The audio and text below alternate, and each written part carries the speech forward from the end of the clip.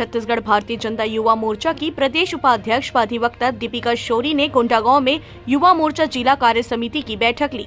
जिसमें समस्त मंडल के अध्यक्ष महामंत्री सहित जिले के समस्त पदाधिकारियों ने शिरकत की। बैठक में संगठनात्मक चर्चा किया गया। दीपिका ने कहा कि युवा मोर्चा के कार्यकर्ता पूरे जोश से भरे हुए हैं, प्रत्येक मतदान पर कार्य कर रहे हैं और समाज के हर अंतिम व्यक्ति तक पहुंचकर उनके दुख सुख में शामिल होकर शासन की योजनाओं का लाभ दिलाने का प्रयास कर रहे हैं और निश्चित ही आने वाले विधानसभा चुनाव में भाजपा कोंडागांव के ऊर्जावान कार्यकर्ताओं के दम पर जीत दर्ज करेगी। कोंडागांव से राम कुमार भारद्वाज की रिपोर्ट।